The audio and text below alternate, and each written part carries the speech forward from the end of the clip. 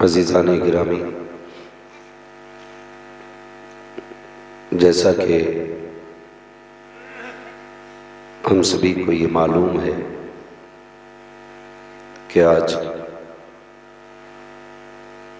बरादर गिरामी हज़रत अल्लामा मौलाना वसीम अहमद साहिब क़िबला दामज़िल्लहुल अली की वालिदा मरहूमा के बरसी के सिलसिले में इस अज़ीम महफिल का इनेकाद किया गया। हमारा और आपके आने का मकसद सिर्फ ईसाले सवाब है। माशाअल्लाह शुरू से आप तक आपने बहुत अच्छे अंदाज में और जामे मक़ूल व मनक़ूल तक़रीर भी समाअत की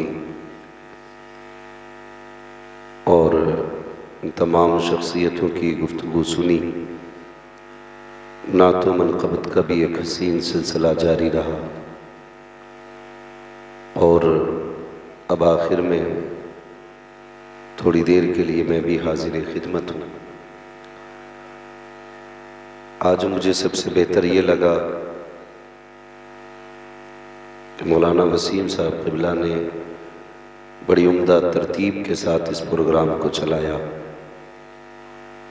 और मुझे ऐसा लगता है कि महीनों के बाद, जबकि रोज़ तकरीर करनी रहती है, महीनों के बाद लगभग इस वक्त में तकरीर करने का मौका मिला है। वरना अक्सर तो ताजमहल बना के बैठा देते, रात के 1 बजे नंबर आता है, 2 बजे नंबर आता है। कहते भाई पहले गुफ्तगू करनी है, तबीयत ठीक नहीं है। कहते आप बोल दिए लोग चले जाएंगे। तो ऐसा लगता है कि लोगों को मजबूर बनाया जाता बैठने के लिए। अल्लाह का शुक्र है आज हम भी टाइम से बैठे हैं और आप भी टाइम से बैठे हैं। मेरी नज़रों के सामने ज़्यादातर नौजवान चेहरे हैं। अल्लाह तमाम नौजवानों की उम्रों में बरकत अता फरमाए। और मुझे सबसे ज़्यादा खुशी होती है जब अपने मुरादाबाद में बोलने का मौका मिलता है। पूरी दुनिया के अंदर मुरादाबादी के नाम से मशहूर है, लेकिन जब अपना ही मुरादाबाद हो, अपनी ज़मीन हो, अपने लोग हों, तो फिर बात करने का मज़ा ही कुछ और होता है। बात है। मैं शुक्रगुज़ार हूँ आप सभी लोगों का कि आपने इतनी इज़्ज़तों से नवाजा और आपका इतना प्यार मेरे साथ रहता है कि हिंदुस्तान भर में जाता हूँ लेकिन प्यार की कमी महसूस नहीं होती है। ये सब आपकी मोहब्बतें हैं कि अपने ही शहर के होते हुए लोग इतना प्यार, इतनी इज़्ज़तें देते हैं। अल्लाह आप लोगों की मोहब्बतों को सलामत रखे और मौला करीम हम सबको तकब्बुर, घमंड, बड़ाई, इन सारी चीज़ों से महफूज व मामून फरमाए। आमीन। मालिक हमें अपनी रज़ा के मुताबिक ज़िंदगी गुजारने की तौफ़ीक़ अता फरमाए। आमीन। माशाअल्लाह नक़ीब अहले सुन्नत, बड़ी उम्दा नक़ाबत मौलाना आरिफ रज़ा साहिब क़िबला की होती है और सिर्फ शेर व शायरी में मैंने महसूस किया इनकी कि ये रट्टू तोते की तरह बोलते नहीं चले जाते हैं, बल्कि शेर की गहराई में उतर कर के बात कहते हैं। ये भी एक बड़ी बात होती है। अल्लाह ताला इनको मज़ीद तरक्की और बरकतें अता फरमाए। माशाअल्लाह बहुत इंतज़ाम, सब कुछ अल्लाह करीम सब चीज़ को अपनी बारगाह में कबूल फरमा ले। इस महफिल की अज़ीज़ान मिल्लत इस्लामिया, उलमाए अहले सुन्नत की नूरानी जमात मिंबर पे है।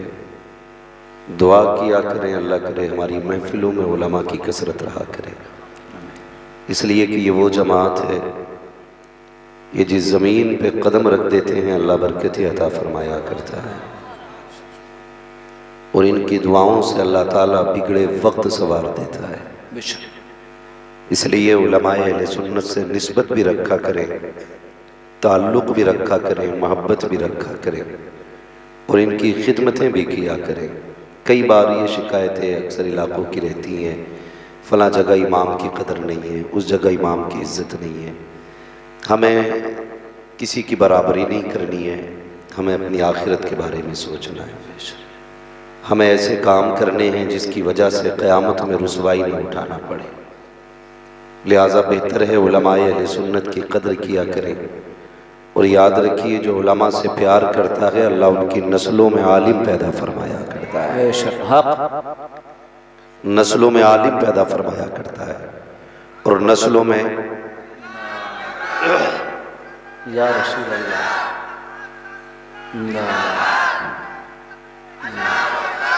और नस्लों में आलिम का पैदा होना ये बड़ी खुशनसीबी की बात है, बड़ी खुशनसीबी की बात है।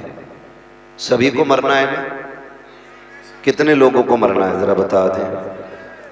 माशाल्लाह, मेरा मुरादाबाद है तो कुछ रिकॉर्ड अलग ही होगा ना, क्या बात है ना? क्या बात। तो भाई मरना सभी को है, कोई यहाँ हमेशा के लिए नहीं आया हम में से, सभी को जाना है। बस इतना समझ लें, आज मेरी बारी है, कल आपकी बारी है, जाना सबको बारी बारी है।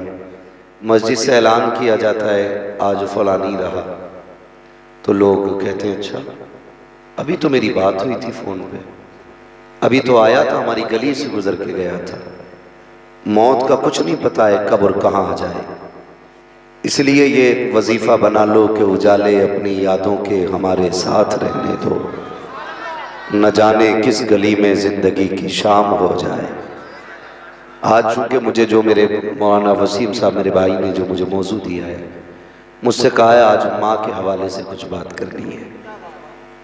यकीन करें लफ्ज़ माँ अल्लाह ने इतना मीठा बनाया है, इतना मीठा बनाया है, बंदा कितना भी थका हो और लफ्ज़ माँ ज़बान पे आ जाए थकन उतर जाया करती है। महसूस किया होगा, थोड़ी चोट लगे या ज़्यादा चोट लगे मुंह से माँ निकला करता है। क्यों कि इस माँ में अल्लाह ने हर दर्द की दवा रखी है, इस दर्द की दवा रखी है। और कभी कभी ताज्जुब तो यूं होता है कि माँ ही मारती है बच्चे को और पिटते हुए बच्चा माँ ही को आवाज दिया करता है। इससे अंदाजा लगा सकते हो कि उसकी जात में कितनी हमदर्दी है, कितना प्यार है, कितनी मिठास है कि वही मारती है और उसी को हम आवाज देते हैं। मगर खुदा की कसम ये मारे भी नसीब वालों को मिला करती है। क्या बात है। हर किसी को ये मार भी मयसर नहीं होती है। बड़ी बात होती है जिसे मारने वाली माँ होती है, डांटने वाली जिसे माँ होती है। मुकद्दरों वाला है यार, मुकद्दरों वाला है। आज दुख भी होता है। अल्लाह वसीम भाई की अम्मी की कब्र पे अपनी रहमतों गुफरान की बारिशें फरमाए। ये हर साल अपनी अम्मी के इसाले सवाब के लिए ये और इनके घर वाले इसाले सवाब की महफिल सजाते हैं। अल्लाह सबकी मेहनतों को कबूल फरमा ले। यकीन करें, मेरा तो ईमान ये कहता है आज जब कब्र में ना रोशनी के दरवाजे खुले होंगे, इनकी अम्मी ने पूछा होगा फरिश्तों बात क्या है, कल तक तो अंधेरा था। कहते होंगे मुबारक हो, ऐसा बेटा छोड़ के आई है जिसने आज तेरी बख्शिश के लिए मदीने वाले की महफिल सजा रखी है। हाँ, तो ये बरकतें अल्लाह अता फरमाता है, इसी वजह से हम ये महफिलें कराया करते हैं। बेशक बेशक। यहाँ ना हम तकरीर के जौहर दिखाने आए, ना आपसे नारे लगवा करके वावा कराने आए हैं। मकसद सिर्फ इतना है कि काबे वाला भी राजी हो जाए, मदीने वाला भी राजी हो जाए। और हम सुन्नियों का अपना एक नजरिया और एक अकीदा है। सुन्नियों का नजरिया और अकीदा यह है कि हमारे घर में अगर शादी होती है ना, तब भी हम हुजूर की बातें करते हैं, और मौत होती है तब भी हुजूर की बातें करते हैं। उसकी वजह यह है कि मरने की तरफ देख न जीने की तरफ देख, जब चोट लगे दिल को मदीने की तरफ देख। सुभान अल्लाह, सुभान अल्लाह। हाँ, हमारी खुशियां भी मदीने वाले के कदमों से लिपट के मुकम्मल होती हैं, और हमारे गमों का इलाज भी मदीने से मिला करता है। बड़ी बात होती है, अल्लाह माँ का साया सलामत रखे। आमीन। दुआएं मांगा करो अल्लाह से, अल्लाह करे किसी जवान के सामने माँ का जनाजा न उठे। मरना तो सभी को है, लेकिन जब माएँ चली जाती हैं तो घर सूने हो जाते हैं। माएँ चली जाती हैं तो खुशियां अधूरी हो जाती हैं। और ये माँ सिर्फ बच्चों को प्यारी नहीं होती है। जाओ तुम्हारे पूरी बस्ती के अंदर अगर कोई सफेद बालों वाला हो, 70-80 साल का बंदा क्यों ना हो, कभी उससे पूछना कि माँ की याद आती है कि नहीं। खुदा की कसम 70 साल में उसकी आंखें भीग जाती है। आज तुमने किसका तस्करा छेड़ा, आज किसकी बातें कर डाली हैं। वो जिसने बचपन में एक बार बेटा कह के आवाज दी थी, आज तक कानों में आवाज गूंज रही है। ये रिश्ता इतना अजीम है, इतना अजीम रिश्ता है। बंदे के पास कुछ ना हो, खाली माँ हो, फिर भी दामन में किसी चीज की कमी नहीं रहती। और अगर सब कुछ हो लेकिन माँ ना हो तो फिर भी सब कुछ खाली खाली लगता है। दुआएं मांगा करो अल्लाह से माँ के लिए भी। हाँ, जब से होश संभाला, बीवी बीवी शादी शादी कर लिए भाई, ये भी हो ही जाएगी। आज एक बंदे ने बड़ी अजीब बात कही। उसने कहा बड़े दुखी हैं लोग। अगली बात कही, बोले कुछ इसलिए दुखी है कि शादी नहीं हो रही, और कुछ इसलिए दुखी है कि शादी हो गई है ना। कुछ बीवी के ना होने से परेशान है, कुछ बीवी के होने से परेशान है। तो ये तस्वीर लिए घूम रहे हैं, शादी शादी, बड़े कानों में रस घुलते। शादी की बात होने लगे छुप छुप के सुनते। होने दे बेटे एक बार, ना दाल आटे का पता चल जाए तो बात है। याद रखिए, मैं किसी रिश्ते को लान तान करने नहीं आया, मैं किसी को नीचा दिखाने नहीं आया, बस इतना बताने आया हूं, जो प्यार मां दे सकती है ना, वो कोई नहीं दे सकता है, वो कोई नहीं दे सकता है। आज मां है, इज्जत करें, उसकी कदर करें।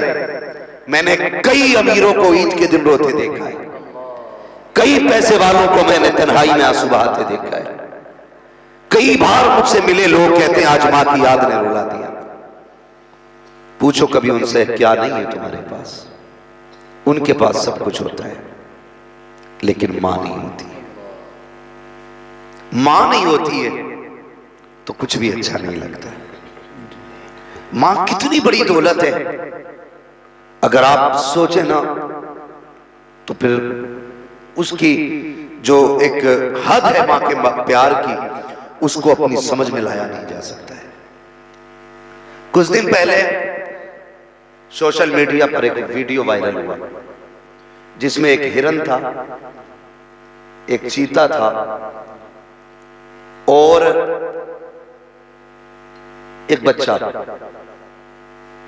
बच्चा चूंकि शेर से ज्यादा नहीं दौड़ सकता था, हिरन आगे बच्चा पीछे था। गौर से सुनिएगा, हिरन आगे बच्चा पीछे था। जब हिरन ने यह देखा कि ये मेरे बच्चों को पकड़ लेगा, तो वो बच्चे के और शेर के बीच में आके खड़ी हो गई। उसने ये फैसला किया कि मेरी जान जाए तो जाए, मेरे बच्चे की जान ना जाए। जरा सोच, जिसने जानवर में ऐसी ममता रखी है, उसने एक इंसान के अंदर कैसी ममता रखी होगी। आज नौजवान कहता है ना, अपनी मां से बिगड़ के कहता, क्या किया तुमने हमारे लिए, क्या किया तुमने हमारे लिए। जानते हो उसने क्या किया तुम्हारे लिए? वो तुम्हें एक 5 रुपए की टेबलेट का कागज थमाती है, कहती है बेटे पिछले साल सर्दियों में जो तुमने ये दवा ला के दी थी उससे खांसी अच्छी हो गई थी, फिर ये ला दे। तुम हाथ में पकड़ के उसको समेट के फेंक देते हो, कहते हो तेरे खर्चे उठाएं कि बच्चों को उठाएं। ये न किया करो, ये न किया करो। उसे सख्त लहजों में जवाब न दिया करो। जब मां कागज का टुकड़ा देती है तो तुम्हें बोझ लगता है। एक सिरप तुम्हारे लिए मुसीबत बन जाता है। यार खुद ना खाया करो, अपने माँ बाप को खिलाया करो। भले खुद ना खाया करो, अपने माँ बाप को खिलाया करूं। अगर जानना चाहते हो माँ ने क्या किया है तो जाओ कभी सोचो तो सही, तन्हाई में लेटो। आज मैं तुम्हें बताता हूँ तुम्हारी माँ ने तुम्हारे लिए क्या किया है। जब तुम माँ के शिकम के अंदर आए, 3 महीने की मुद्दत गुजरी थी। वो माँ जो सब कुछ खा सकती थी, तेरे शिकम में आने के बाद अपनी मर्जी का खाना पीना उसने छोड़ दिया, अपनी पसंद का खाना पीना छोड़ दिया। जब तुम माँ के शिकम में 6 महीने के हुए, फिर पहले वो अपनी मर्जी से लेट सकती थी, चल सकती थी, लेकिन जब तुमने 6 महीने की मुद्दत माँ के शिकम में गुजारी है, माँ ने अपनी मर्जी से लेटना छोड़ दिया है, अपनी मर्जी से चलना छोड़ दिया है। तुम कहते हो क्या किया है माँ ने? कभी तारीख उठा करके तो देख, आज अपनी मर्जी से करवट नहीं बदल सकती। कमर तो कई है माँ की, लेकिन वो छिप के अलावा नहीं लेट सकती है। कभी पट लेटना चाहे तो नहीं लेट सकती, मेरे बच्चे को तकलीफ ना हो जाए। तुम पूछते हो क्या किया है माँ ने? 6 महीने तक अपनी मर्जी से लेटना बंद किया। 2 महीने की मुद्दत आ गई, जब तुम्हारी विलादत का वक्त आया, पेट में विलादत का दर्द उठा के माँ को लेकर के दुनिया हॉस्पिटल गई। जब हॉस्पिटल लेकर के लोग दौड़े हैं, डॉक्टरों ने आला लगाया, कहा कि नहीं नहीं ये बच्चा पैदा नहीं होगा, ऑपरेशन किया जाएगा, इस बच्चे को पेट काट के निकाला जाएगा। मुझे बता तो सही, आज माँ के नाम पे उंगली कटाने को यार नहीं हो। कई बार माँ कहती है खून की जरूरत है, बेटे कहते हैं मैं बीमार हूँ, वो कहती है नहीं जी तुम खून मत दे देना, तुम्हारी तबीयत ठीक नहीं है। गैरत आनी चाहिए। तारीख उठाओ बहू माँ की, माँ ने कितनी बड़ी कुर्बानी दी है। जब डॉक्टर ने ये कहा था कि ऑपरेशन करना पड़ेगा तो सारे रोने लग गए थे, लेकिन माँ मुस्कुरा रही थी। माँ मुस्कुरा रही थी। जिसका पेट काटा जाना है उसके लबों पर मुस्कुराहट थी। पूछा गया तू क्यों मुस्कुरा रही है? उसने कहा मैं रहूं ना रहूं, मेरा बच्चा तो सलामत रखेगा, मेरा बच्चा सलामत रहेगा। ये सोच के माँ मुस्कुराती रही। उसके बाद कागज लाया गया। माँ तो अनपढ़ थी, क्या करती? का अंगूठा लगाना है। माँ ने पूछा लिखा क्या है? का इसमें यह लिखा है कि तू जिंदा रहे या मर जाए, डॉक्टरों की जिम्मेदारी नहीं है, इस ऑपरेशन में इंतकाल भी हो सकता है। माँ ने इतना सुना, माथे पे पसीना नहीं आया था, उसने उस तक नहीं किया था, हाथ बढ़ा के अंगूठा लगा दिया। यार बता तो सही, जिसने तेरी परवरिश के लिए, तेरी विरासत के लिए, तुझे जिंदगी देने के लिए मौत के कागज पे साइन किया है, उस माँ से पूछते हो तूने क्या दिया है? खुदा की कसम माँ ने जान लुटा करके तेरी जिंदगी की हिफाजत करके दी। सुभान अल्लाह, नारे तकबीर।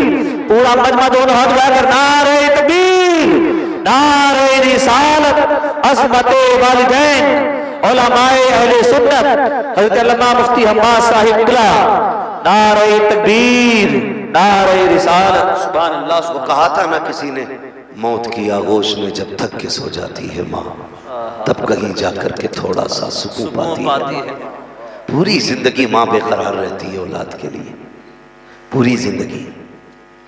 समझे कभी माँ को, कोशिश करें समझने की। आज सबसे बड़ा अलमिया यह है कि लोग माँ बाप की इज्जत नहीं कर रहे। ये सबसे बड़ा अलमिया, अपने माँ बाप की कदर नहीं कर रहे। यार कदर किया करो माँ बाप की। ये वो चीज है जो बाजार में नहीं मिलेंगे। जिनके घर में माँ बाप है ना, वो नसीब वाले। नसीब से अल्लाह माँ बापों की जिंदगी रखता है। अल्लाह सलामत रख के माँ बाप को दुआओं की, माँ बाप की लंबी उम्रों की दुआएं मांगा करो। लंबी उम्र की माँ क्या होती है? पढ़े महबूब की जिंदगी। अल्लाह अकबर। सरवर कौनैन सल्लल्लाहु तआला अलैहि वसल्लम जब विलादत का वक्त आया ना, तो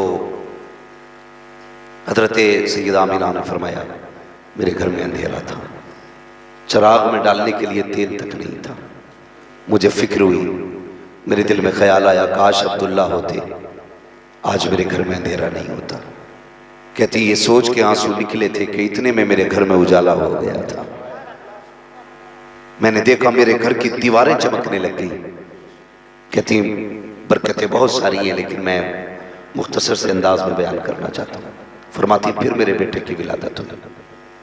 जब बेटे की विलादत हो गई, अरब का दस्तूर ये था कि दाया आती थी, बच्चों को ले जाती थी, वो उनकी परवरिश करती, पालती, फिर वापस दे के जाती और उसकी उजरत लेके वापस जाया करती थी। ये दस्तूर था। हुजूर पैदा हुए, तशरीफ लाए, बहुत सारी दाया मक्के आई, लेकिन किसी ने हुजूर पर इसलिए तवज्जो नहीं दी क्योंकि हुजूर यतीम थे। क्योंकि हुजूर यतीम थे इसलिए किसी ने तवज्जो नहीं दी। आखिर में फिर रब ने मुकद्दर हजरत हलीमा सादिया का चमकाया। जब वो आई तो हुजूर को अपनी गोद में लेकर के गई। 4 साल मेरे नबी हजरत हलीमा सादिया के पास रहे। कितने साल? जोर से कितने? 4 साल हुजूर अपनी दाई अम्मी जो थी हजरत हलीमा सादिया, उनके पास 4 साल गुजारे। 4 साल के बाद पलट के फिर अपनी वालिदा के पास आए। बीच में आना जाना हुआ, लेकिन रहने के बाद तब आए जब आपकी उम्र शरीफ 4 बरस हो गई थी। तब आए और आकर के रहे। फरमाते लोगों, जो वक्त मैंने मां के साथ गुजारा था ना, वो आज भी याद आता है। क्या कमी है मेरे नबी के दामन में? किसी चीज की कमी? कायनात के खजानों की चाबी हुजूर की मुट्ठी में रखी है अल्लाह ने। 2000 से ज्यादा नाम रब ने दिए अपने महबूब को। 2000 से ज्यादा रब ने महबूब को अता फरमाया। लेकिन फरमाती है कि मुझे आज भी मेरी मां की याद आती है। सोच तो सही, वो सैयदुल अंबिया है, लेकिन मां की याद सताती है। हुजूर फरमाते, मैंने कुछ दिन मदीना शरीफ में अपनी अम्मी के साथ गुजारे थे। सहाबा से फरमाया करते थे, मैं मां के साथ आया था तो यहां भी आया था, यहां भी आया था, यहां भी आया था। मेरे हुजूर फरमाते, मैं मां के पास बहुत कम वक्त रहा। कहते एक दिन मैं टहल के वापस आया तो ना मैंने घर में कदम रखा, मुझे मां नजर नहीं आई। बच्चे जब घर में दाखिल होते हैं ना, आम बच्चों की बात कर, तो अपनी अम्मी को आवाज देते हुए घर में दाखिल होते हैं, मां को आवाज देते हुए दाखिल होते। फरमाते मैंने पहला कदम घर में रखा ना, आंगन खाली था। ख्याल आया बाप का साया पैदा होने से पहले उठ गया, आज मां भी नजर नहीं आ रही। ये सोच के भी इतना ख्याल आया था, रब ने महबूब के दिल पे इल्का फरमाया, इल्हाम फरमाया, महबूब परेशान ना हो, जाओ अम्मी अंदर है, अंदर चले जाओ। हुजूर फरमाते जब मैं अंदर गया ना, तो मेरी मां ना अंदर इस तरह से घुटनों पे हाथ बांध के बैठी थी, जो एक बैठने की पोजीशन होती है, घुटने खड़े थे और सर ना घुटनों पे रखा था। मैं गया, मैंने जाके ना अम्मी के कंधे पे हाथ रखा, अम्मी यहां हो? कहते जैसे इतना का मेरी मां के चेहरा ऊपर उठाना, आंख में आंसू थे। फरमाते मैं मां की आंख के आंसू न देख सका। हुजूर ने ना मां के गले में हाथ डाला, हाथ डाला। एक कंडीशन होती है जो बच्चों की, एक प्यार में बच्चे गले में हाथ डालते, यूं माला बना के कहते मैंने हाथ डाला और मेरी मां रो रही थी। मैंने कहा मां किस लिए रो रही हो? कहती बेटे मां आज मुझे ना तुम्हारे गुजरे हुए बाप अब्दुल्ला की याद आ गई है, आज उनकी याद ने रुला दिया है। हुजूर फरमाते हुजूर ने ना अपने लब ना अपनी माँ के लबों पे रख दिए, अपने लब माँ के लबों पे रखे और हुजूर माँ को छुपा रहे हैं। अब हुजूर भी रो रहे हैं, सैयदा आमीना भी रो रही है। दोनों का अंदाज ये था, ये प्यार का आलम था, ये कुर्बत थी कि पैगंबर के आंसू सैयदा आमीना के रुखसार पर जा रहे थे और हजरत आमीना के आंसू पैगंबर इस्लाम के रुखसार पे आ रहे थे। अल्लाह अकबर। हुजूर माँ के गले में हाथ डाल के बैठे। जैसी माँ ने इतना कहा था ना, बेटे आज अब्दुल्ला की याद आ गई है, आज तुम्हारे गुजरे बाप की याद आ गई है। अल्लाह अकबर। उठे फौरन दादा की गोद में जाके बैठ जाते हैं, दादा के गले में हाथ डाला। पोते और दादा का बड़ा अनोखा प्यार होता है, कभी सर पे चढ़ता है पोता, कभी सीने पे चढ़ता है पोता, कभी बाल पकड़ता है, कभी दाढ़ी पकड़ता है। लोग कहते हैं कि पोता खुद से ज्यादा प्यारा होता है दादा को। इसकी वजह जानते हैं? इसकी वजह यह है, दादा इसलिए पोते से ज्यादा प्यार करता है क्योंकि उसे पोते के बचपन में अपने बेटे का बचपन नजर आया करता है, इसलिए दादा पोते से ज्यादा प्यार करता है। महबूब दादा की गोद में गए हैं और कभी दाढ़ी चूम रहे हैं, कभी माथा चूम रहे हैं। दादा ने कहा था बेटे आज इतने प्यार की वजह क्या है? सरकार अर्ज करते हैं दादा जान मेरा जी चाहता है अम्मी के साथ हम अपने ननिहाल जाएं। अल्लाह अकबर। रास्ते में हजरत अब्दुल्ला की कब्र पड़ती थी, ननिहाल जाने की इजाजत चाहिए। हजरत अब्दुल मुत्तलिब ने अपने पोते सरकार दो आलम सल्लल्लाहु तआला अलैहि वसल्लम को और सैयदा आमीना को, उम्मे ऐमन को मदीना जाने वाले काफिले के साथ मदीना भेजा। कुछ दिन मदीने शरीफ में मेरे नबी ने जिंदगी गुजारी अम्मी के साथ। वापस पलटते हुए अपने वालिद की कब्र पर हाजिरी हुई है। सैयदा आमीना ने हाथ पकड़ा महबूब का, अब्दुल्ला देखो तुम अकेला छोड़ के आए थे, मैं तुम्हारे चमन का कितना प्यारा फूल मोहम्मद लेके साथ आई हूँ। अल्लाह अकबर। वहीं से तबीयत बिगड़ना शुरू हुई है, रास्ते में तबीयत बिगड़ती चली जाती है, बुखार पड़ता चला गया, तबीयत इतनी नासाज हो गई कि आप सवारी पे बैठ नहीं सकते बैठे थे, बैठ नहीं सकती थी। आपने काफिले से कहा था ठहर जाइए, जब थोड़ा आराम हो जाएगा तब आगे बढ़ा जाएगा। काफिले ने इंतजार किया, लेकिन जैसे जैसे वक्त बदलता गुजरता गया तबीयत बिगड़ती चली गई। तबीयत ज्यादा बिगड़ी, हजरत आमिना ठहर जाती है, शाम होने लग जाती है। काफिले वालों ने कहा था आमिना या तो साथ चलो या हमें चलने की इजाजत दी जाए। सोचो तो सही कितना अजीब मंजर था। एक तरफ 6 साल का बच्चा है, दूसरी तरफ हजरत आमिना है, तीसरी तरफ उम्मे ऐमन है। जंगल ही जंगल है, न कोई शहर है, न कोई यारो मददगार है। सूरज छुप रहा है, काफिला जाने की बातें कर रहा है। मेरे नबी ने अपनी अम्मी के चेहरे की तरफ देखा। सैयदा आमिना कहती है बेटे काफिले को जाने की इजाजत दे दी जाए। जब काफिले को जाने की इजाजत दी है, पैगंबर इस्लाम देख रहे हैं, कभी छुपता सूरज देख रहे हैं, कभी जाता हुआ काफिला देख रहे हैं। अब काफिला भी छोड़ के जा चुका है, तबीयत बिगड़ती जा रही है। जब तबीयत नासाज हो जाती है, अल्लाह अकबर बेहोश हुई है सैयदा आमिना।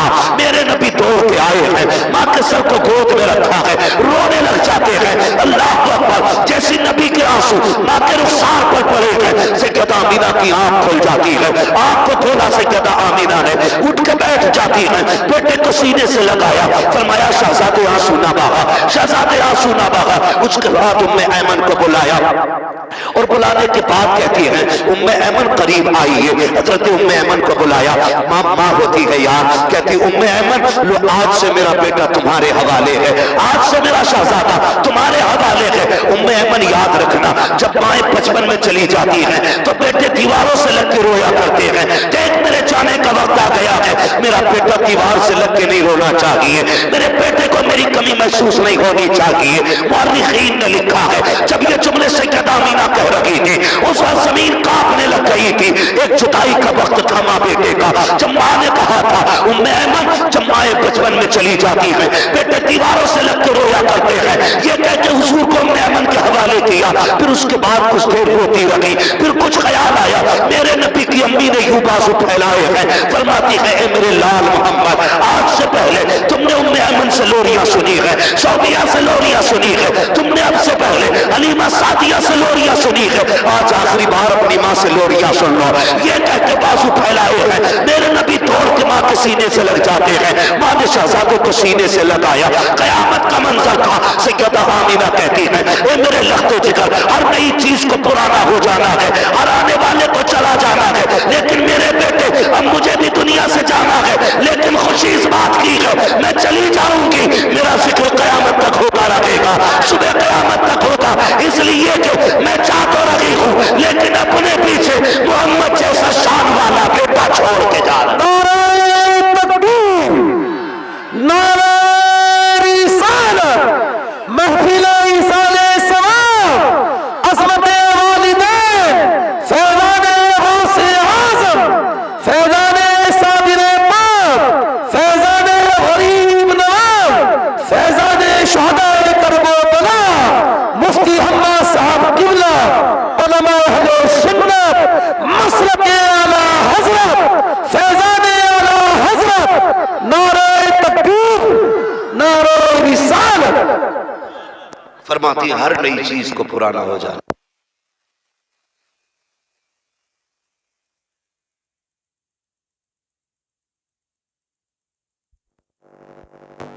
बार छोटे बच्चे की तरफ तवज्जो देती है, वो जाते जाते कहती मैं जा रही हूं, मेरे बच्चे का ख्याल रखना, मेरे बच्चे का ख्याल रखना, मेरे बच्चे का ख्याल रखना। अल्लाह अकबर। हुजूर की अम्मी ने कहा था उम्मे ऐमन मेरे बेटे को संभाल के रखना।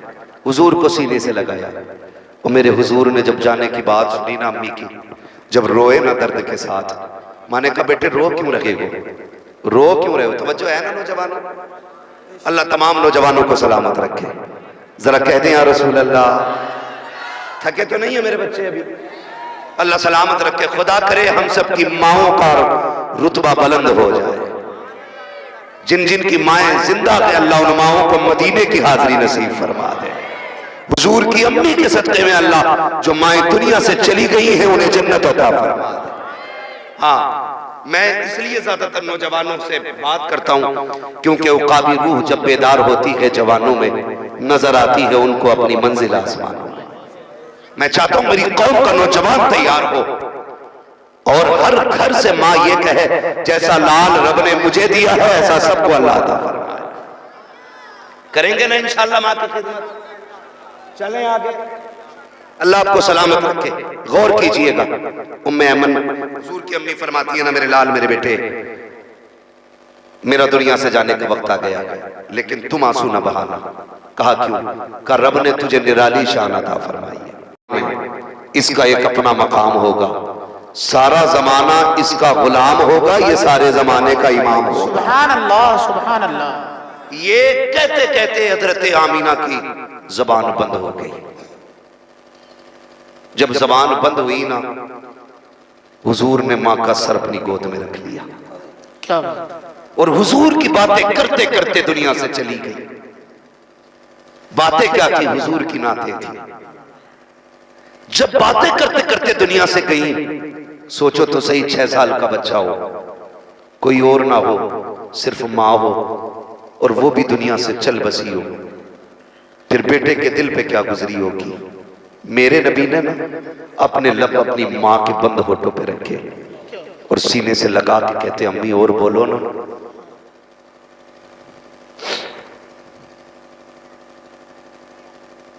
फरमाते अम्मी और बोलो ना।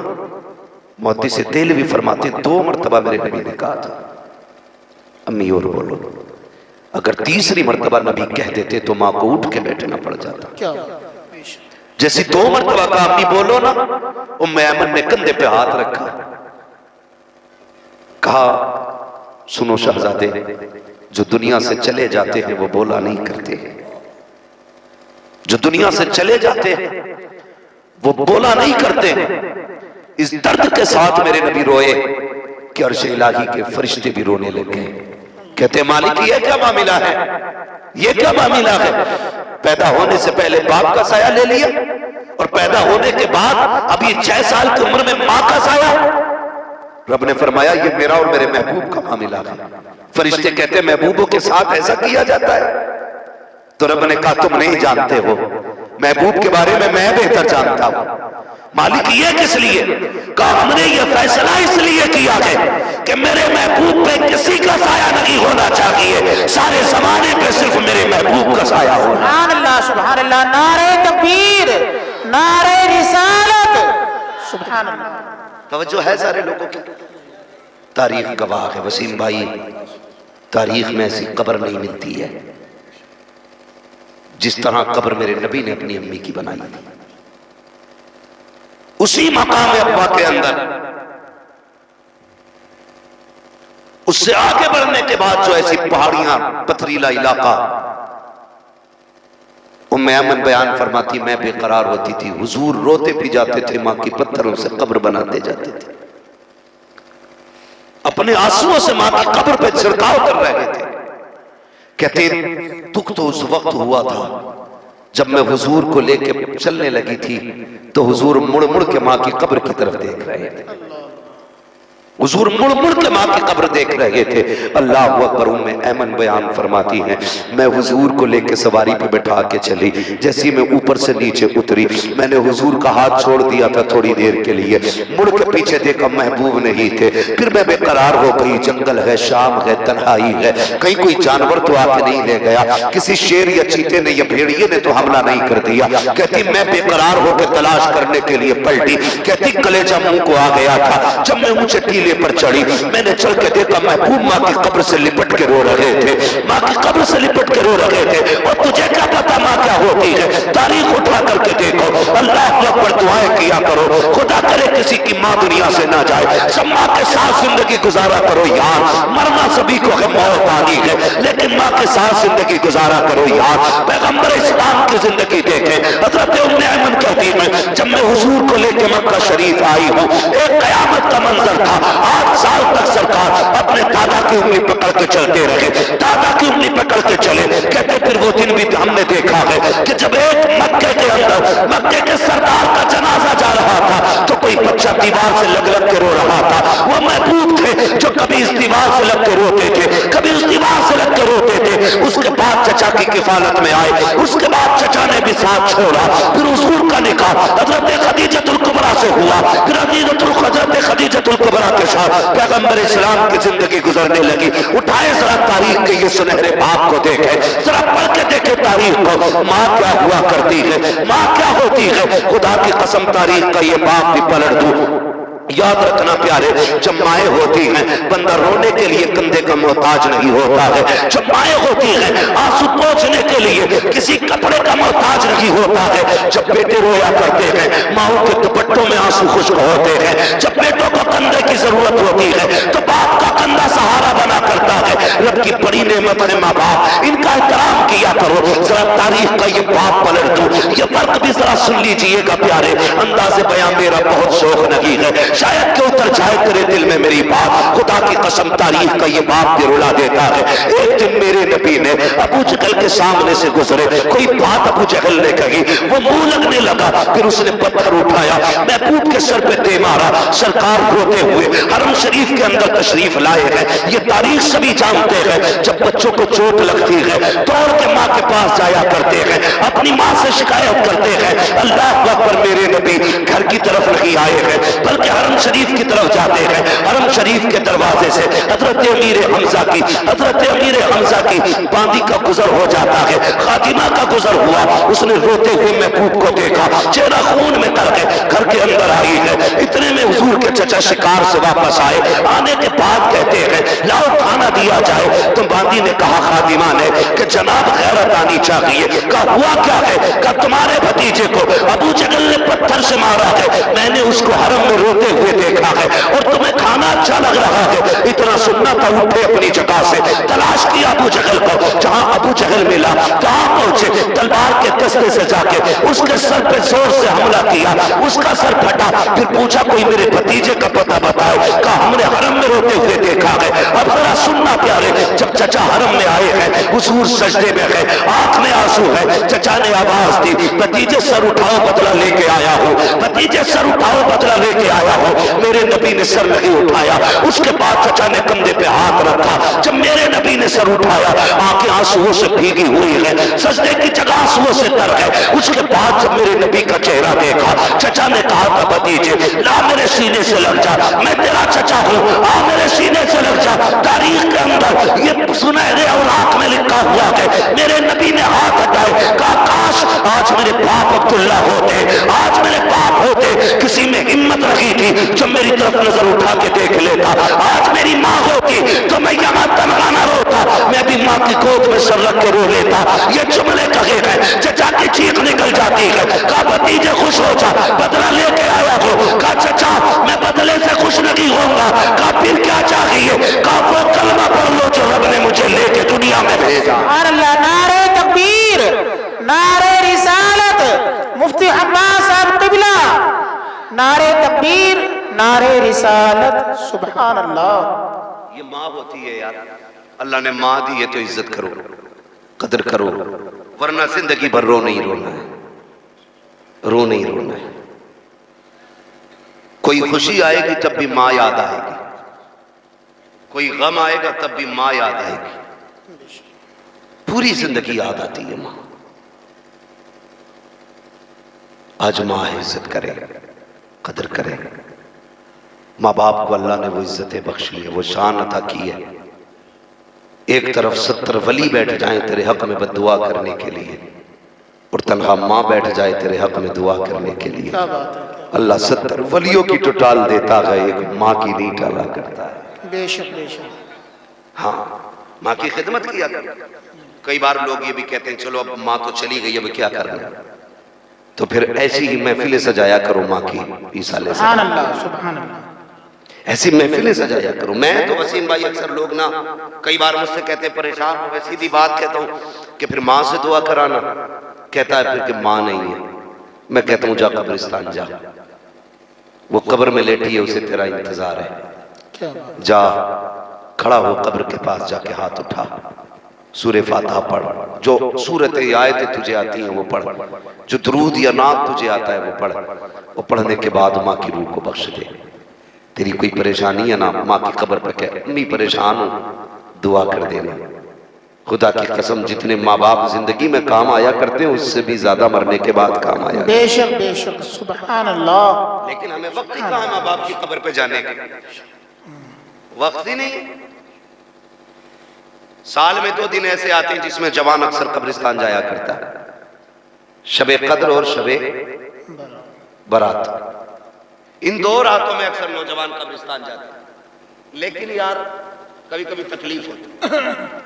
कब्रिस्तान जाते हैं ना तो कब्रों की सफाई करते हैं, झाड़ू लगाते हैं, अगरबत्ती मोमबत्ती लगाते हैं। ऊपर की सफाई से अंदर वाले को क्या फर्क पड़ता है, थोड़ा सा बताया जाए। आपने झाड़ू लगा दी, लाइट लगा दी, अंदर भी पहुंचा उसका उजाला? बोले अंदर पहुंचेगा उसका उजाला? आपने जो ऊपर सफाई की है उस सफाई का असर नीचे पहुंचेगा? तुम बल्ब लगा के, झाड़ू लगा के, अगरबत्ती लगा के लौटते हो, अंदर से मां कहती है पगले ये तो तूने अपनी सफाई की है, ऊपर का उजाले का इंतजाम किया, थोड़ा सा अंदर भी उजाला करके चला जा। सुभान अल्लाह। वो कैसे उजाला होगा? उस उजाले का तरीका यह कि भले ऊपर अगरबत्ती ना लगा, ऊपर चिराग ना जला, रब ने तुझे कुरान पढ़ने की तौफीक दी, हाथ उठा के पढ़ ले और फिर उसकी रूह को बख्श दे। अंदर से आवाज आएगी, नादान है वो लोग जो ऊपर चिराग जलाते हैं, मैं कितनी नसीब वाली हूं जिसने कब्र के अंदर चिराग के लिए रब ने मुझे तेरे जैसा बेटा दे दिया। सुभान अल्लाह। रब ने तेरे जैसा बेटा अंदर के रोशनी के लिए। भाई अंदर की फिक्र किया करो, माँ बाप की कब्र के अंदर उजाला करें, कब्र के अंदर उजाला करें। तो अगर कोई काम बिगड़ा हुआ चलता है ना, मैंने वसीम भाई कई लोगों को बताया हजरत जी, और ये मेरा तजर्बा भी है जी, ये मेरा तजर्बा, मैंने देखा जिन लोगों को मैंने बताया ना कि हर हफ्ते माँ के नाम की कुरान खानी करा, अल्लाह ने फिर उनकी मुसीबतें टाल दी है। सुभान अल्लाह सुभान अल्लाह। एक कह रहे अपना मजार पे चले जाओ, 40 दिन अगरबत्ती लगा के आओ, काम हो जाएगा। मैंने कहा ठीक है, बेशक अल्लाह वाले हैं, लेकिन सबसे बड़ा वली तो घर के अंदर लेटा हुआ है यार। बूढ़ा बाप सबसे बड़ा वली है तेरे हक में, उसके कमरे का चिराग रोज जला दिया कर वक्त से, अल्लाह उस चिराग की बरकत से तेरे नसीब को रोशन फरमाएगा। जाते ना कब्रिस्तान बोलो, और जो नहीं जाते ना भाई तो फिर उन्हें कंधे पे ले जाया जाता है। जो खुद चल के जाते हैं वो पलट के आ जाते हैं, जिन्हें लेके जाया जाता वो पलट के नहीं आते। आला हजरत ने फरमाया, हाय गाफिल वो क्या जगह है जहां 5 जाते हैं 4 फिरते हैं, जो तेरे दर से यार फिरते हैं, दर बदर यूं ही खार फिरते हैं, कोई क्यों पूछे तेरी बात रजा, तुझसे कुत्ते 1000 फिरते हैं। ये आला हज़रत सरकार ने फरमाया, जाया करो कब्रिस्तान, माँ की कब्र देखा करो, बैठ जाया करो। कब्र की हकीकत जानते हो क्या है? वसीम भाई अपनी अम्मी की कब्र पे जाएं तो ऐसा तो होगा नहीं कब्रिस्तान में एक ही माँ होगी, बहुत सारी माएँ लेटी है ना, होती हैं कि नहीं भाई? बहुत सारी माएँ कब्रिस्तान में लेटी हैं। तो जो करवट वाली लोग होते हैं ना वो कहते हैं मुबारक हो, तो कितनी खुश नसीब है, रब ने तुझे ऐसा बेटा दिया है जो तेरी कब्र पे आता जाता रहता है। सुभान अल्लाह सुभान अल्लाह। ये कब्र के अंदर से माँ कहती है जी। लोग कहते हैं जो दाएं बाएं कब्र वाले होते हैं, नसीब वाली है तेरा बेटा हर जुमे को आता है, रोज फजर बाद आता तुझे चेहरा दिखाने के लिए। फिर वो अंदर से कहते हैं हम अगरचे सुन नहीं पाते, दुनिया है अलग है हमारी, उनका जहान अलग है, हमारा जहान अलग है। वो कहते हैं हमारे घर जाना, हमारे बेटे से कहना कि वो भी आ जाए, बहुत दिन हो गए हमने देखा नहीं, उनसे कहना बड़ी याद आ रही है उनकी, 6 महीने हो गए आया नहीं मेरा बेटा, हमारे बेटे को भी भेज देना।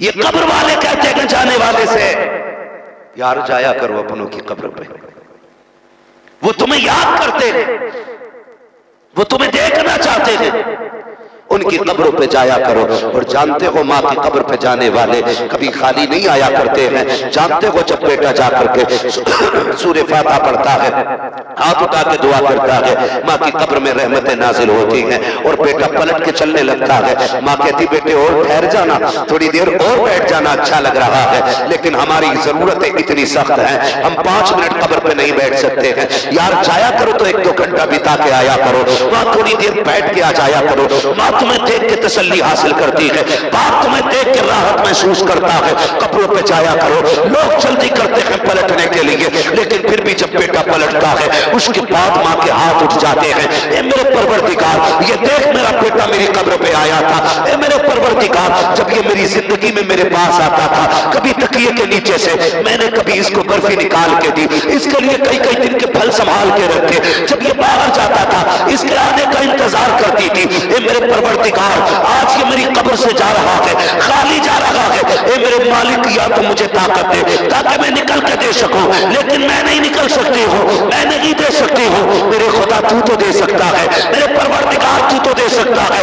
रब फरमाता है बता क्या देना है। माँ कहती है मालिक जब मैं जिंदा थी अपनी हैसियत से देती थी, आज तू अपनी शान के मुताबिक अता फरमा दे, अपनी शान के मुताबिक दे दे। फिर जब रब देने पे आता है हुक्म होता है फरिश्तों, ये जो इसका बेटा आया है इसका नाम है अमाल चेक किया जाए। अब अमल चेक किए जा रहे हैं, का क्या लिखा है? मालिक इसके अमाल में गुनाह ज्यादा है, नेकियां कम है। हुक्म होता है इसके गुनाहों को नेकियों में बदल दिया जाए। का फिर पूछा जाता है बताओ इसका नाम कौन सी लिस्ट में है? फरिश्ते कहते हैं मालिक इसका नाम जहन्नमियों की जमात में है। रब फरमाता है अब इसका नाम जन्नतियों की जमात में लिख दिया जाए। फिर पूछा जाता है बताओ ये मेरे दुश्मनों में है या मेरे दोस्तों में है? कल तक तो तेरे दुश्मनों में था, हुक्म होता है मेरे दोस्तों में लिख दिया जाए। फरिश्ते कहते हैं परवरदिगार आलम कोई सजदा इसने नहीं किया है, कोई इबादत ऐसी नहीं की है, कोई रियासत नहीं की है। ए अल्लाह इतना बड़ा इनाम से माँ की कब्र पे आने का। रब फरमाता है फरिश्तों ये माँ की कब्र से जा रहा है। जब माँ के पास से जाता था तो खाली नहीं जाता था, अगर मैं भी उतना देता जितना माँ देती थी है तो फिर मेरे और माँ के प्यार में क्या फर्क हो जाता। ये इतना इसलिए दे रहा हूँ ताकि दुनिया को पता चल जाए रब 70 माओ से ज्यादा अपने बंदों से प्यार कर। नारे तकबीर, नारे रिसालत, मुफ्ती हम्माद साहब किबला, महफिल इसाले सवाब, नारे तकबीर, नारे रिसालत, सुभान अल्लाह। माशाअल्लाह। की कब्र पे अपनों के पास कब्रिस्तान जाया करो, अपनों से बात नहीं, वो वक्त पूरा हो चुका है। अल्लाह आपको सलामत रखे। मेरे भाई की फरमाइश हो वैसे करने के हवाले से बात कीजिए, जरा तवज्जो कीजिएगा। मैं जो बात अर्ज कर रहा हूं, जाया करें अपनों के कब्रिस्तान में, अपनों की कब्रों पे जाया करो, याद करते हैं वो हमें। जब जाया करो ना तो छोटे बच्चे अपने साथ ले जाया करो, अपने छोटे बच्चे साथ ले जाया करो।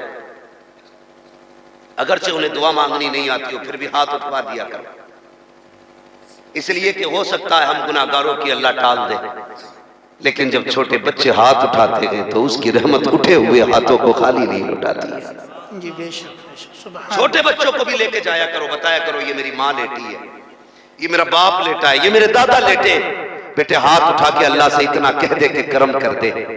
अगर वो तोतली जबान में अपने रब को आवाज देगा ना तो उसके जुमले पूरे होने से पहले खुदा की रहमतें आके संभाल लेगी। बच्चों को भी लेके कब्रिस्तान जाया करो, इनके हाथ उठवाया करो।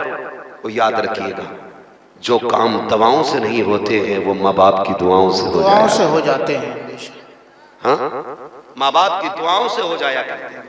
बंदा कह रहा मैं अमीर हो जाऊं, कोई तावीज दे दो। अगर हमारे पास अमीर होने का तावीज होता ना तो अडानी अंबानी से ज्यादा दौलत हमारे पास होती। जी सही बात है। हम तो सारी तावीज डाल लेते मालदारों में। बेशक बेशक सारी तावीज जानते हैं, है ना। लेकिन सुनिए अमीर होने का सबसे बड़ा वजीफा यह है अपनी कमाई अपने माँ बाप पे लुटाया करो। क्या बात है बाबा, सुभान अल्लाह। अपनी कमाई अपने माँ बाप पे खर्च किया करो। यह अमीर होने का सबसे बड़ा वजीफा है, इससे बड़ा वजीफा नहीं, इससे बड़ा वजीफा नहीं है। उनसे दुआएं मांगा करो, दुआएं कराया करो। माँ की दुआएं तकदीर चमका दिया करती है। बेशक बेशक। जानते हो तारीख में खैरुत ताबईन में अफजलुत ताबईन में एक नाम सरकार वैसे करनी का आया। सुभान अल्लाह, क्या बात है जी, माशाअल्लाह। सरकार वैसे करनी जी जो आज तक तारीख के सीने पे रकम है। जी बेशुमार ताबईन सरकार के हुए, जी। लेकिन सरे फहरिस्त तो वैसे करनी का नाम आता है। सुभान अल्लाह। लेकिन इश्क भी अजीब है वैस का, इश्क भी अजीब है सरकार वैसे करनी का। जानते हुजूर ने एक दिन फरमाया कि मुझे कर्ण से अपने यार की खुशबू आ रही है। सुभान अल्लाह, क्या बात है। मुझे कर्ण से अपने यार की खुशबू आ रही है। सहाबा ने कहा या रसूलल्लाह कौन है ये जिसकी खुशबू आपको मदीने में महसूस हो रही? सुभान अल्लाह। फरमाने लगे कि मेरा यार है जो मुझसे प्यार करता है, मैं उससे प्यार करता हूं। सुभान अल्लाह, सुभान अल्लाह। आका कभी हमने उसे देखा नहीं, कभी देखा नहीं उसे हमने। महबूब कहते हैं वो कभी मदीने आया ही नहीं। क्या बात है। आका आशिक है आपका और मदीने नहीं आया। मेरे सहाबा मजबूरी है उसकी, वरना वो सब कुछ छोड़ के मेरे मदीने आ जाता। सुभान अल्लाह। और मदीना हजरत उवैस करनी बड़ी जात है। लफ्ज़ मदीने से इतना इश्क है हर मुसलमान को, सबकी यही तमन्ना है मदीना काश अपना भी वतन होता तो अच्छा था, वही गुलजार अपना भी चमन होता तो अच्छा था, निकल जाता हमारा दम नबी का नाम ले लेकर, मदीने में मेरा गोरो कफन होता तो अच्छा था। सुभान अल्लाह। है ये हर आशिक की आवाज है मदीना शरीफ के लिए। और फिर वो तो उवैस है कि मुझसे इश्क करता है, मजबूरी है। हुजूर क्या मजबूरी है? का माँ का इकलौता है, कोई और है भी नहीं, माँ की खिदमत करता है, माँ को छोड़ के नहीं आ सकता। हुजूर वो आ नहीं सकता माँ को छोड़ के आपके लिए। कहने लगे उसकी मजबूरी यह है कि माँ नाबीना है, माँ आंखों से अंधी है, वो उसे छोड़ के नहीं आ सकता। लेकिन फरमाया मेरे नबी ने एक दिन खुद भी मेरे साथ फरमाया, मेरे बाद अली और उमर मुलाकात करेंगे मेरे उवैस से। कहना जब मुलाकात हो ना तुम्हारी, मेरे उवैस से कह देना मेरी उम्मत के लिए मगफिरत की दुआ कर दे। सुभान अल्लाह, सुभान अल्लाह। क्या बात है। किस चीज की? मगफिरत की दुआ। मगफिरत की दुआ कर दे, मेरी उम्मत की बख्शिश की दुआ कराना। या रसूलुल्लाह उवैस से? फरमाया हाँ, कि वो रब का इतना प्यारा है जब वो हाथ उठा लेता है तो रब भी उसकी नहीं टाला करता है। सुभान अल्लाह। समझ रहे हैं? जब वो हाथ उठा लेता है ना तो रब भी उसकी नहीं टाला करता है। एक दिन ना वैसे करने का इश्क इतना था हुजूर से कि जब कोई मदीने शरीफ से आता ना तो उससे पूछते किधर से आ रहा है, वो कहता मदीना शरीफ से, तो उसकी खिदमत करते, उसे दूध पिलाते और उससे कहते ला तेरे तलवे चूम लूं। वो कहता क्यों? तो रो के कहते तेरे कदमों ने मेरे महबूब के शहर की मिट्टी को चूमा। सुभान अल्लाह, सुभान अल्लाह। ये इश्क है, ये इश्क है वैसे करने का। इतना इश्क फरमाते एक दिन माँ के पैर दबा रहे, माँ तो माँ होती है, पैर दबाते दबाते आंख में आंसू आ गए और जैसे आंसू का पहला कतरा माँ के पैर पे गिरा ना तो माँ ने आंसुओं की गर्मी से बेटे के दर्द का अंदाजा लगा लिया। आंसू की गर्मी से बेटे के दर्द का अंदाजा। माँ ने कहा वैस जी अम्मी बड़ी तकलीफ है कोई? हाँ माँ आज महबूब की बड़ी याद आ रही है। क्या बात। माँ अगर आज भी ना गया ना तो मेरा कलेजा फट जाएगा। माँ ने इतना सुना बेटे को सीने से लगाया, अच्छा आज बड़ी याद आई है यार की? हाँ अम्मी आज इजाजत दे दे, आज उसके बगैर करार नहीं आ रहा है। माँ ने कहा ठीक है बेटे एक काम करो, मेरे कल दिन भर के खाने पीने का इंतजाम कर जाओ, कल जो काफिला मदीने जाए उसके साथ चले जाना, मगर मेरे शहजादे याद रखना तेरे सिवा मेरा कोई है नहीं, तुझे शाम होने से पहले पहले घर आ जाना है, बेटे तेरा इंतजार रहेगा। हजरत वैसे करनी ने पानी खाने की जो जरूरत हजरत माँ की थी, बिस्तर के पास रखी। अगले दिन तेजी से काफिले के साथ रुखसत हुए। वक्त कम था, दूरी थी, मदीने का सफर लंबा था। फिर देखा काफिला आराम के लिए रास्ते में बैठा। उवैस करनी ने सोचा अगर मैं बैठ गया तो शाम यही हो जाएगी, यार से कैसे मुलाकात होगी।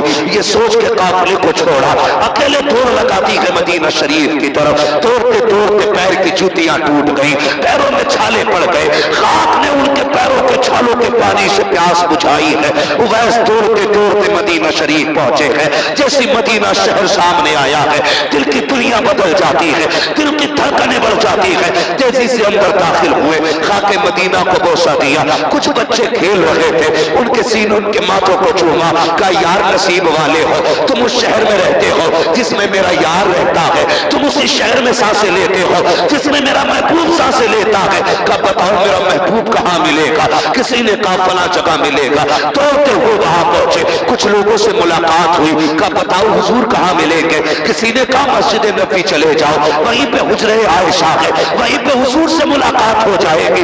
ये सोच करके मस्जिद नबी तशरीफ लाए। दरवाजे अक़दस पे दस्तक दी, अंदर से आवाज आई मन दक्कल बाब। दरवाजा किसने बजाया है। कहा मैं परदेसी हूँ, हुजूर से मुलाकात करनी है। अंदर से आवाज आई परदेसी महबूब बाहर गए हैं, अगर इंतजार कर सकते हो तो करो, जब तक आका नहीं आ जाते मुलाकात कैसे होगी। अल्लाह अकबर। वैसे करनी ने इतना सुना, कब तक आएंगे मेरे महबूब। कहते पता नहीं कितना वक्त लगेगा, अभी अभी बाहर चले गए हैं। इतना सुनना था, ऐसा लगता था जैसे हसरतें टूट गई हो, उम्मीदों पे बिजलियां गिर गई हो। हजरत वैसे करनी बेकरार हो जाते हैं। अब परेशान होकर कहते हैं उम्मुल मोमिनीन अगर नसीब में हुजूर की जियारत नहीं तो क्या, दरवाजा खोल दीजिए, आप पर्दे में हो जाइए। क्या करोगे परदेसी। कहा मैं उस जमीन को चूमना चाहता हूँ जिस जमीन पे मेरा यार चला करता है। मैं उस बिस्तर को चूमना चाहता हूँ जिस बिस्तर पे मेरा महबूब बैठा करता है। अल्लाह अकबर।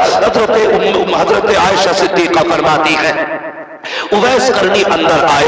आने के बाद मैंने देखा कभी वो दीवार को चूम रहे थे, कभी मेहराब को चूम रहे थे, कभी सुतूनों को चूम रहे थे, कभी हुजूर के बैठने वाली चटाई को चूम रहे थे। मैंने कहा दीवाने अगर इतना ही इश्क है तो ठहर क्यों नहीं जाता।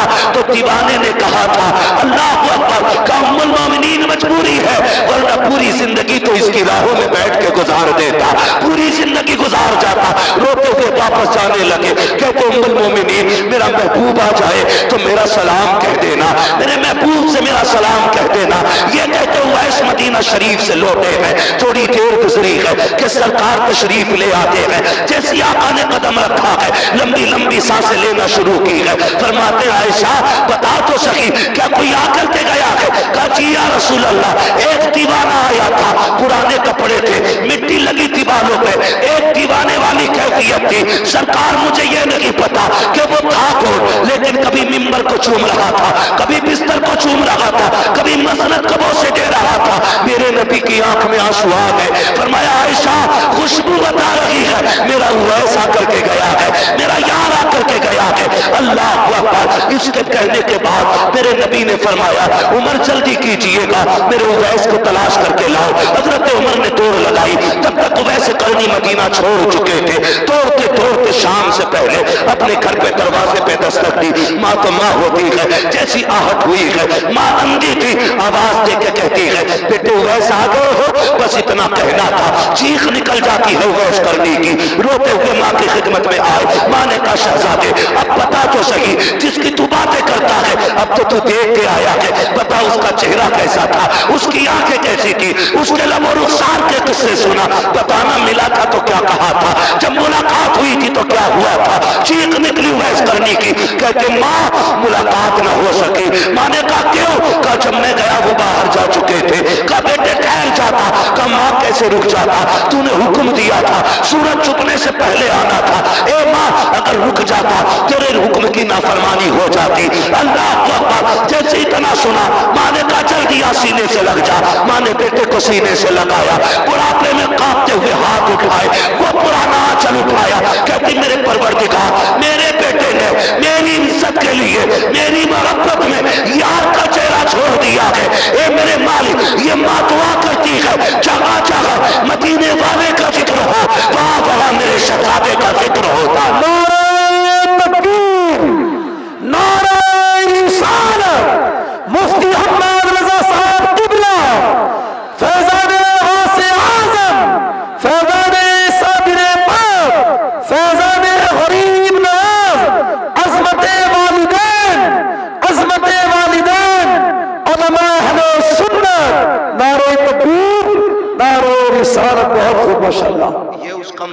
की दुआ का असर है। जहां जहां महबूब का तस्करा होता है वहां वहां वैसे करनी का तस्करा होता है, वहां वहां वैसे करनी का तस्करा होता है। यार दुआएं ले लिया करो माँ बाप से, क्या बात है, वाह वाह, बहुत दुआएं ले लिया करो माँ बाप से। खुदा की कसम किस्मत जाग जाएगी, किस्मत जाग जाएगी। दुआएं कराया करो माँ से। नसीब वाले हैं जिनके घर में दुआएं करने वाली माएँ मौजूद हैं। सुभान अल्लाह, सुभान अल्लाह। हाँ, दुआएं करने वाली माँ मौजूद है। बीवी से भी दो बातें सामने बैठ के कह दिया करो, सुन, तेरी जन्नत मेरी रजा में है, मेरी जन्नत मेरे माँ बाप की रजा में है। सुभान अल्लाह, सुभान अल्लाह। हाँ, अगर अपनी जन्नत बचाना चाहती है तो मेरी जन्नत मेरे हाथ से जाने न देना। सीधी बात। मैं ये नहीं कहता बीवी को उसको हक ना दो, उसका जो हक है वो मार लो, नहीं, इसकी इजाजत नहीं देते। बीवी का उसका हक दो, लेकिन माँ बाप को भी अकेला ना छोड़ो। जी बेशक। वो गुस्सा भी होते हैं, नाराज भी होते हैं, डांटेंगे भी, गालियां भी देंगे। वो गालियां दें ये बुरा नहीं है, तो उनसे मुंह टेढ़ा करके बैठ जाए ये बुरा है। वो कुछ भी कहते रहे तू अपना काम करता रहे। तेरी जिम्मेदारी उनके तलवों को बोसा देना है तो फिर चूमता रहे। तू अपना काम करता रहे, खुदा की रहमतें अपना काम करती रहेंगी। बेशक बेशक। करेंगे इंशाल्लाह माँ बाप की कदर, इंशाअल्लाह करेंगे इंशाल्लाह। खुदा करे कि हमारी माएँ हमारे बाप हमसे राजी रहे। जी आमीन। माँ बाप ने दोनों की खिदमत करना है। खाली माँ की शान सुन के ये ना लिखवा दिया करो गाड़ी पे ही मेरी माँ की दुआ है, बिल्डिंग पे मत चिपका दिया करो ये मेरी माँ की दुआ है। लिखा करो तो दोनों लिखा करो ये मेरे माँ बाप की दुआ है। बेशक बेशक। सुभान अल्लाह। इसलिए कि अगर उसमें माँ की रातों के सजदे छुपे हैं ना, तो उस तरक्की में बाप के माथे का पसीना भी लगा है। बेशक बेशक बेशक। दोनों चीजें याद रखा करो, बाप के माथे का पसीना भी है उसमें। माँ के रथ जगे हैं तो बाप के दिन चढ़े भी उसी के अंदर है। इसलिए माँ की भी इज्जत करनी है और बाप की भी इज्जत, और बाप बाप की की भी इज्जत। भी इज्जत करनी है। बाप को भी सर पे रखना है, माँ को भी सर पे रखना है। सर्दी आ गई है, काफी कड़ाके की ठंड है, बेटा नया कंबल ओढ़े, अम्मा अब्बा वही पुराना फटा कंबल ओढ़े। गैरत आनी चाहिए ना, खुद फटा कंबल ओढ़ो, माँ बाप को नया कंबल ओढ़ाओ। सुभान अल्लाह। माँ बाप को नया कंबल ओढ़ाओ। जब तुम कमजोर थे वो ताकतवर थे, तुम्हें मजबूत चीज देते थे। आज तुम ताकतवर हो, वो कमजोर है, तुम उन्हें मजबूत चीजें दो, तुम उन्हें मजबूत चीजें दो, उनकी खिदमत करो। जब तुम छोटे थे माँ बाप उठ के 3 बार चेक करते थे, मेरे बेटे का सर तो नहीं खुल गया था। आज बेटे की जिम्मेदारी बनती है वो रात को 3 बार उठ के चेक करे कहीं मेरे माँ बाप का सर तो नहीं खुल गया। हाँ, बुढ़ापे में इतनी कमजोरी आ जाती है यार, माँ का कंबल सरक जाए तो उठता नहीं है, बाप की रजाई चारपाई से गिर जाए तो उससे उठती नहीं है। यार कभी बचपन में तुम छोटे थे, कंबल गिरता था, माँ 3 बार उठ के उठा उड़ाती थी, मेरे लाल का हाथ खुल गया है, पैर खुल गया, अब तेरी जिम्मेदारी है, तू देख माँ का सर तो नहीं खुला है, बाप का पैर तो नहीं खुला है, उठ के कंबल डाल। अगर तू बुढ़ापे में उनके साथ ये करेगा ना तो खुदा कयामत के दिन तेरे ऐबों पे पर्दे डाल देगा। बेशक बेशक। सुभान अल्लाह। हमारे ऐब छुपा दिए जाएंगे। इसलिए माँ बाप की खिदमत करें, उन्हें वक्त दे। मेरे बच्चों, माँ बाप कभी 150 रुपए दें जो तुम्हारी ख्वाहिश से कम है, तुम्हारी जरूरत से कम है ना, उन पे अकड़ के जवाब न दिया करो। उनके, मैं मानता हूं तुम्हारा खर्चा 500 रुपए का है जायज, बाप ने अगर 200 दिए बिस्मिल्लाह पढ़ के रख लिया कर, ये तेरी नजर में कम है, खुदा की रहमतों की नजरों में बहुत ज्यादा होते हैं। सुभान अल्लाह। अल्लाह 200 में भी 2000 की बरकत अता फरमा देगा। बेशक बेशक। लेकिन शर्त बिस्मिल्लाह पढ़ के उसे रखा। और ये सच्ची बात है वसीम भाई, आज हम लोगों के पैसे वो में अकाउंट में लाखों रुपए रहते हैं, लेकिन मजा नहीं आता। मजा कब आता था? जब माँ अपनी मुट्ठी से निकाल के 5 का नोट देती थी तो मजा आ जाया करता। सुभान अल्लाह। आज भी अगर सुकून चाहते हो ना तो वक्त बे वक्त माँ बाप से पैसे मांगते रहा करो, ताकि तुम्हें उस बचपन वाली मोहब्बतों के मजे आते रहा करें। करेंगे इंशाल्लाह। इंशाल्लाह। बीवी के साथ अक्सर खाना खाते और खाया करो, बीवी के साथ खाना खाना ये हमारे महबूब की सुन्नत है। जी सुभान अल्लाह। ठीक है जी, लेकिन कभी कभार अम्मा अब्बा के साथ भी खा लिया, एक ही सुन्नत पकड़े बैठे। जी कभी बैठा करो अम्मी आज अपने हाथ से लुक़्मे खिला, बहुत दिन हो गए। 5 स्टार होटल का तरह तरह का वैरायटी वाला खाने में उतनी लज्जत नहीं होती है जितनी माँ के हाथ की चटनी के लुक़मे में अल्लाह लज्जत अता फरमाए। बेशक बेशक, सुभान अल्लाह। ये माँ को समझा नहीं जा सकता है, माँ को सिर्फ महसूस किया जा सकता है, माँ को सिर्फ महसूस किया जा सकता है, समझा नहीं जा सकता। कौन समझ सकता? बड़े से बड़ा लामा लेके आओ, बड़े से बड़ा मुफस्सिर ले आओ, प्रोफेसर ले आओ, खुदा की कसम मदरसे वालों ने इस चीज को महसूस किया। जब हम बाहर से आते हैं तो हमारी माँ को बड़ा इंतजार रहता है।